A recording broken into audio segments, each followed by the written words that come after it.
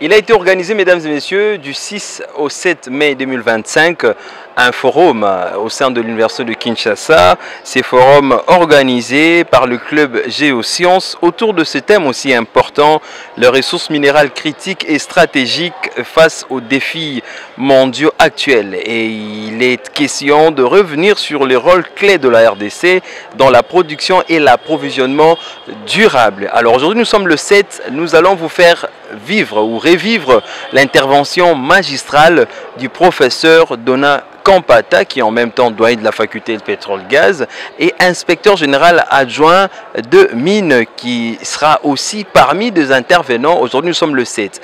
Alors, nous allons vous laisser entre les bonnes mains de la technique pour suivre l'exposé du professeur Donat Kampata et on va se retrouver pour un petit commentaire, pourquoi pas, pour clôturer cet instant.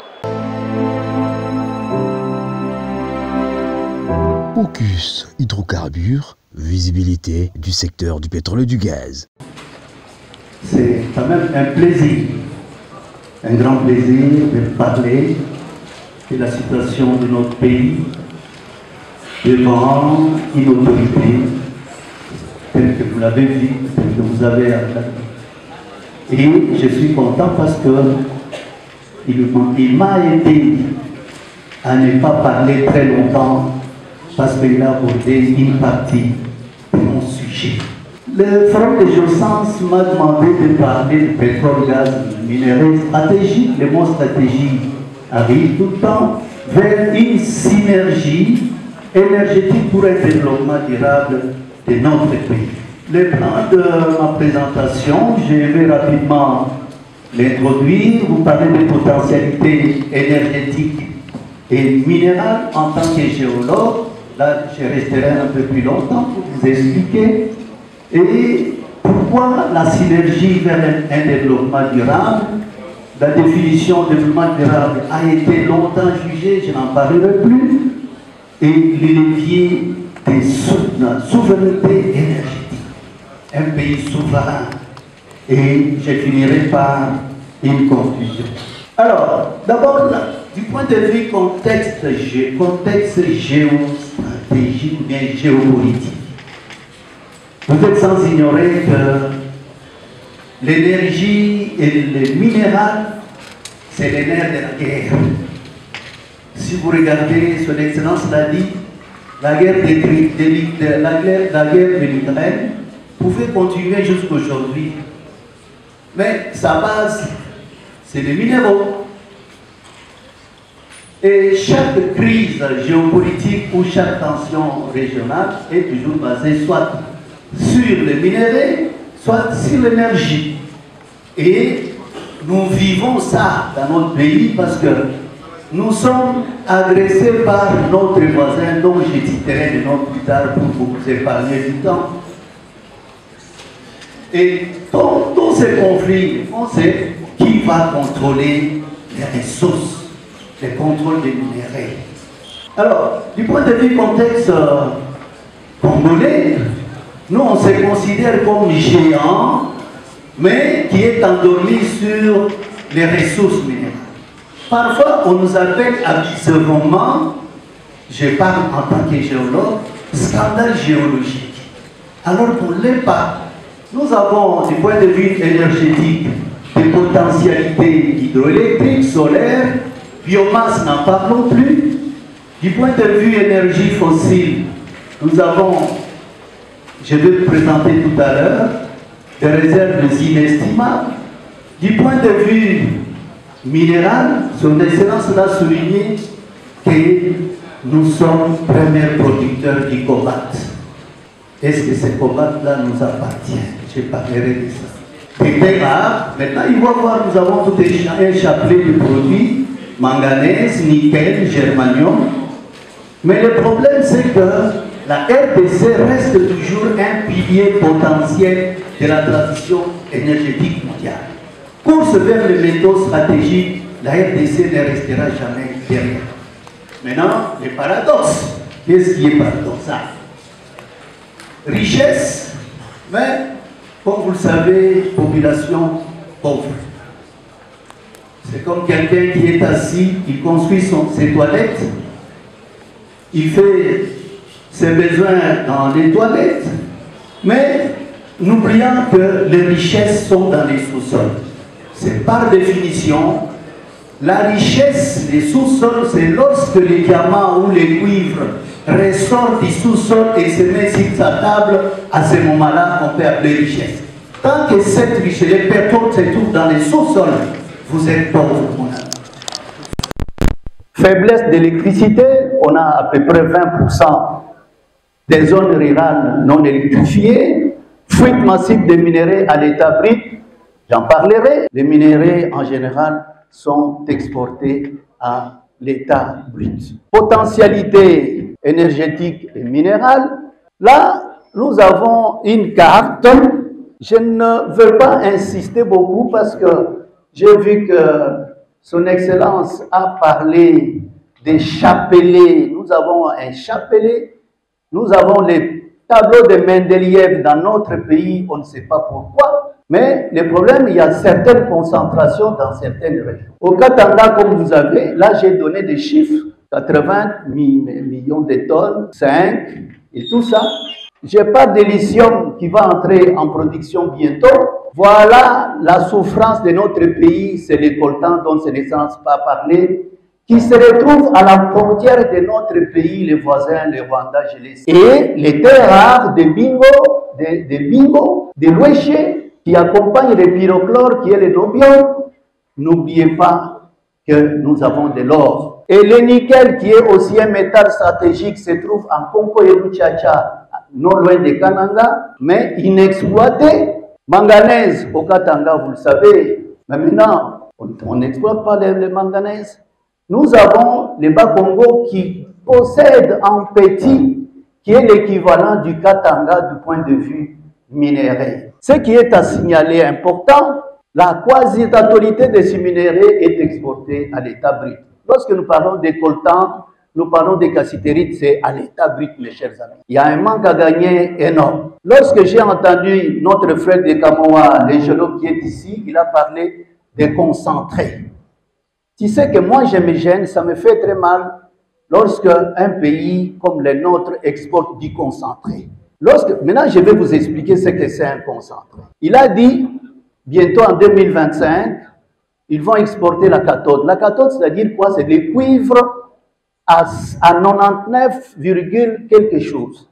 Alors que les concentrés, en général, c'est à 30 à 25. Mais les pays comme le nôtre gagnent comment?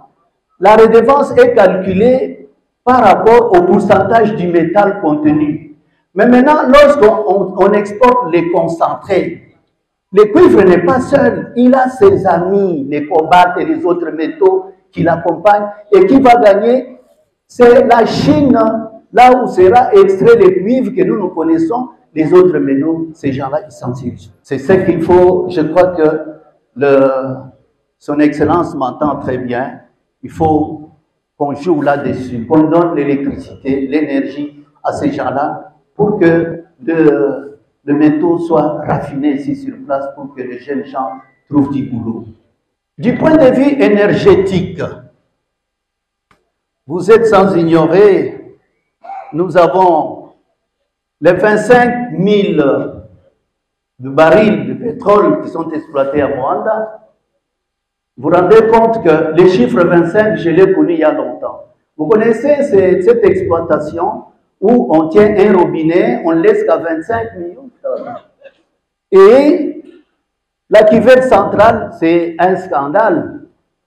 On a des estimations de 6, milliards de barils si nous faisons sortir ça en sol. Je crois que le gouvernement est en train de travailler actuellement. Bientôt là, on mettra sur la table 37 et 32 blocs pétroliers qui seront mis en valeur probablement.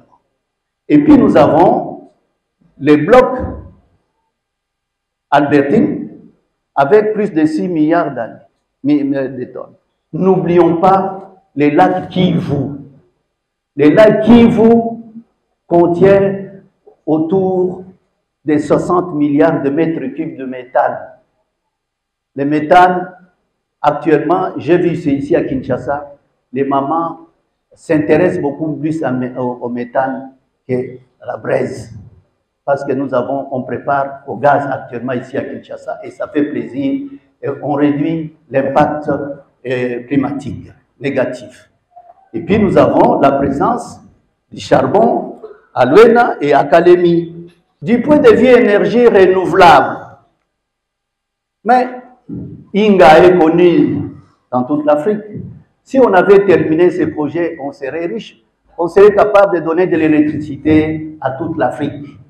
Mais la RDC, la capacité, si je prends l'ensemble de tout ce qui est bleu, ce sont des potentialités déjà estimées. Là où il y a un signe bleu, c'est-à-dire il y a une chute qui peut produire de l'électricité. Il y a des milliers. Donc, on peut me considérer que 13% du potentiel hydroélectrique mondial se trouve en RDC. Du point de vue énergie solaire, n'en parlons pas, regardez dehors. Hein. Regardez dehors, vous allez dans certains pays, vous ne verrez pas le soleil. Dans un pays, je connais, j'étais allé à Archangeles, j'ai fait 2 mois sans voir le soleil, c'était toute la nuit, c'était au pôle Nord. Donc maintenant, vous avez le soleil et nous avons 1800 à 1200 kWh par mètre carré par an. Et nous gaspillons cette énergie. L'éolien, on peut le faire parce que nous avons les plateaux de Bateke, nous avons les plateaux Kundelungu, nous avons tout autour des volcans, on peut installer. Du point de vue biomasse, vous connaissez bien, nous avons la forêt. La forêt est un peu partout ici. Donc, il y a au moins 90% de nos ménages qui vivent de la braise. Et ainsi, l'énergie géothermique, ce sont les sources chaudes qu'on retrouve le long de l'ouverture du prochain lac qui va nous séparer avec le Rwanda.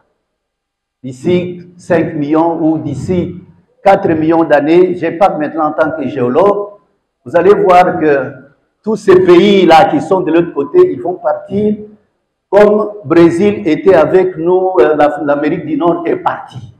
Je sais que le Rwanda qui partira, nous serons en paix, mais comptez vous-même, c'est 10 millions d'années par rapport à l'âge de Jésus 2060. Bon, ça ne sera pas aujourd'hui. Il ne faut pas prendre l'espoir. Voilà. Alors, vers une synergie pour le développement, il y a les social, l'économie et l'environnement, tout ce qui est durable. Alors, l'intégration sectorielle. Là, il est faux, nous sommes obligés.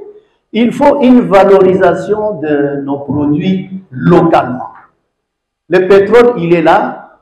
On n'a pas une raffinerie. On nous a parlé de la raffinerie de Saussure, mais qui n'était pas millimétrée, qui n'était pas mise en concurrence avec les produits même que nous produisons. Ce qui fait que Saussure n'a jamais produit du pétrole. Mais nous, nous recevons des produits finis des autres et qui nous coûtent cher. Nous faisons sortir le brut cher, moins cher, mais nous gagnons beaucoup plus cher. Ce qui fait que lorsque vous faites la différence, nous restons toujours pauvres.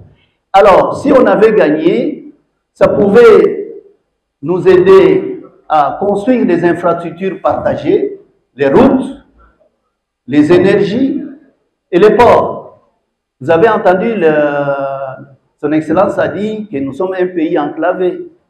Notre point de sortie, c'est comme les petits trous qui se trouvent à Moanda. Si on fermait le trou de Moanda, c'est fini, nous resterons à l'éternité à l'intérieur de la RDC. On a parlé longtemps de l'industrie verte, des usines de batterie.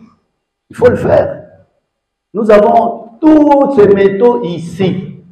L'intelligence se trouve dans la salle. Mais qu'est-ce qui manque? C'est le laboratoire. Je crois que le gouvernement devra nous aider et il faut quand même qu'il y ait des laboratoires, même des petits laboratoires pour que l'intelligence, c'est vous.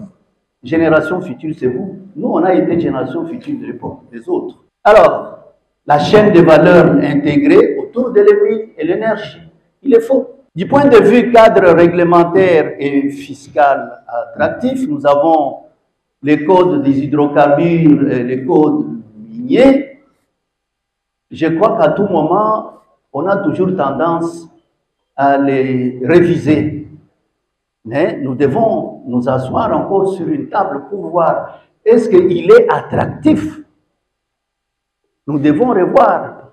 Parce que ceux qui nous ont aidés à travailler sur les codes qui sont là, ils peuvent revenir, on va leur dire, mais non, nous ne gagnons rien là-dedans. Il y a aussi le renforcement des capacités. Son Excellence a parlé de la formation, des innovations, de la recherche beaucoup plus.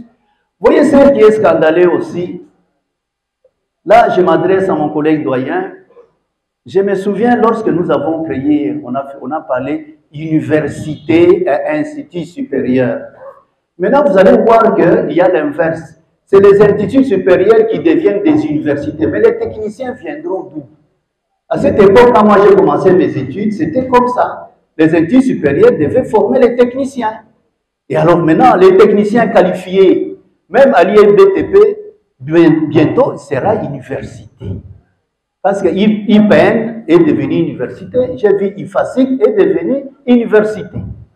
Donc, vous allez comprendre vous-même, c'est de notre faute. Nous devons former les techniciens, vous.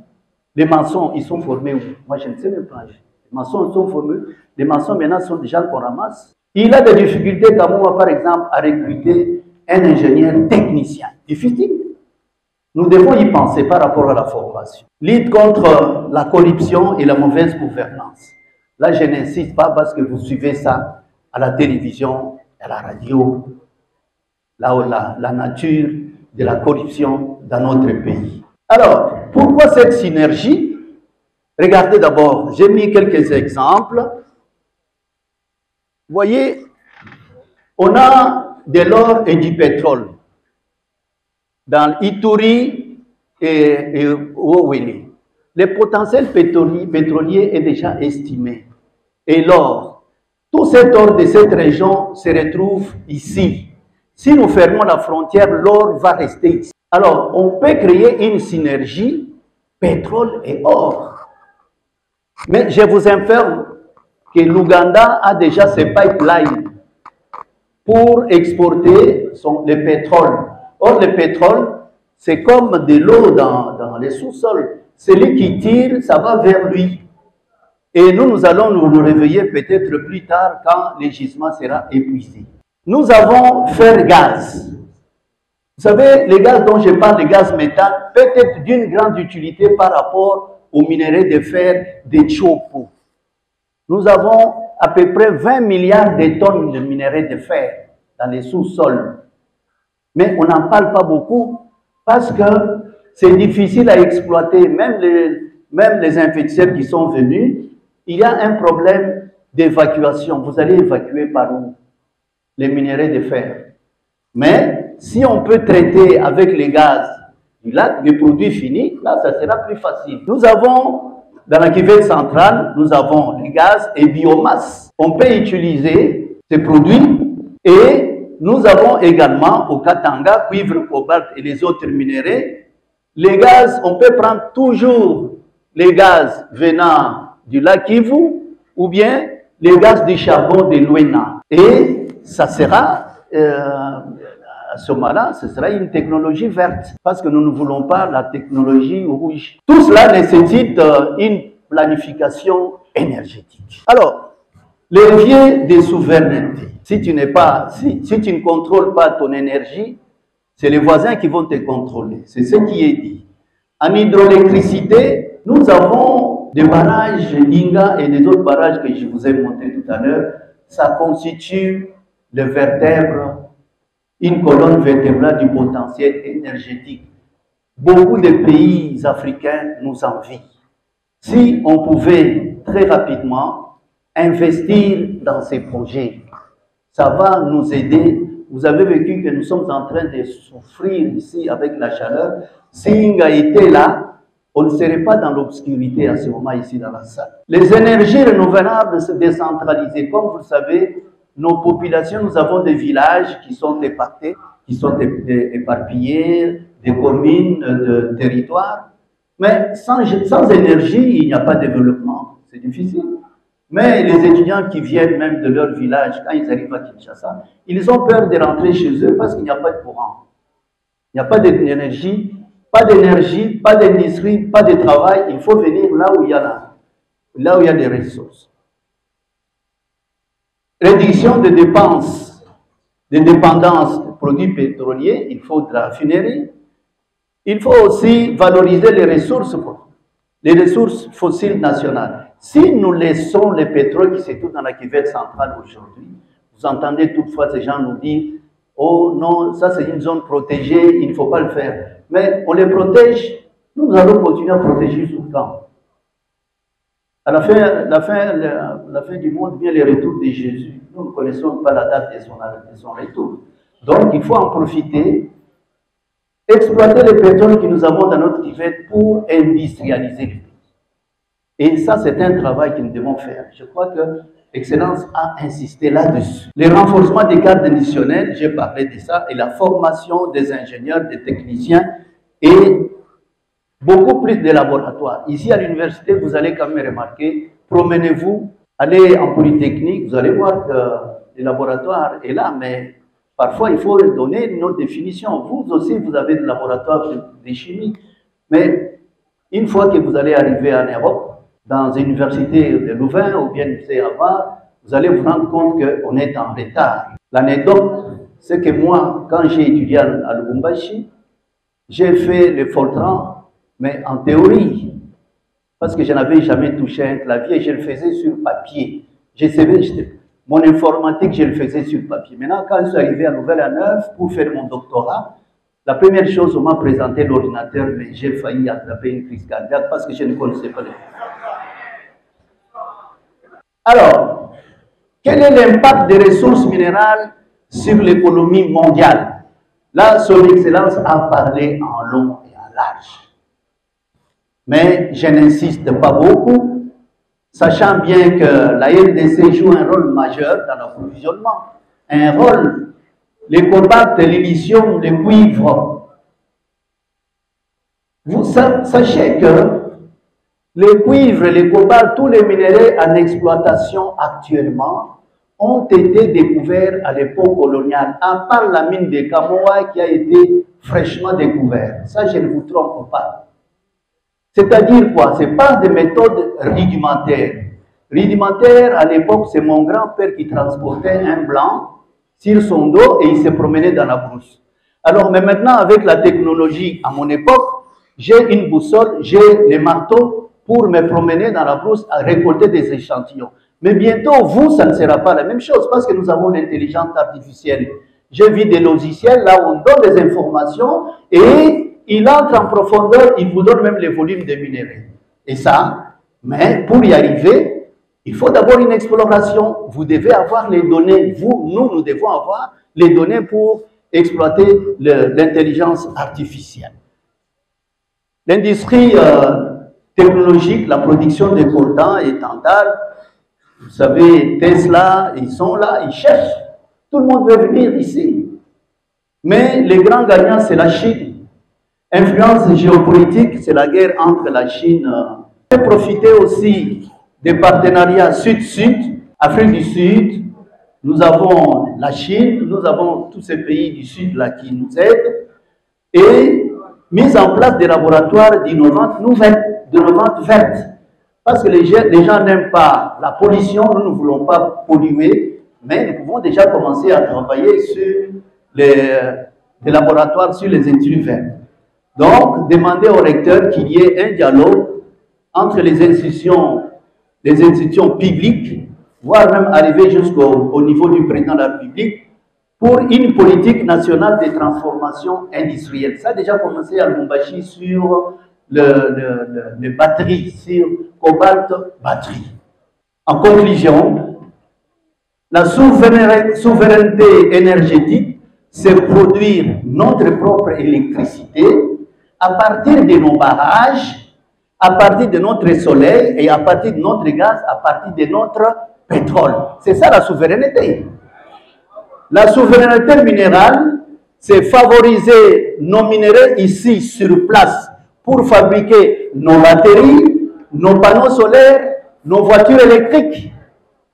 Ainsi, c'est ainsi que la transition énergétique mondiale pourra devenir un levier de développement pour la RDC et non pas la forme d'exploitation qui a duré trop longtemps. Ainsi, je termine par l'adage, celui qui détient l'énergie et les minéraux stratégiques détient la clé de la souveraineté économique. Je vous remercie.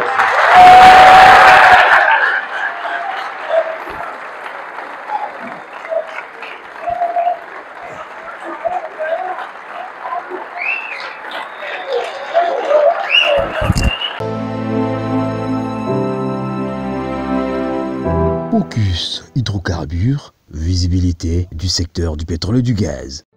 Alors, vous avez donc suivi que c'était l'intervention du professeur Donat Kampata, qui est, je le disais tantôt, doyen de la faculté de pétrole, gaz et énergie renouvelable, inspecteur général adjoint de mines. Il a parlé, il est intervenu autour de ces sujets importants. Pétrole, gaz et minerais stratégiques vers une synergie énergétique pour un développement durable de la RDC. Et à la fin de son speech, vous avez donc suivi, il a proposé le lancement d'un plan stratégique qui pourra bien sûr parler de cette mix énergétique, intégrer également l'énergie. Merci à vous. Vous nous avez suivis de partout, M. Salah depuis le Cameroun. Merci à Aristote Kissoni et à tous ceux qui accompagnent cette émission, la team Focus Hydrocarbures.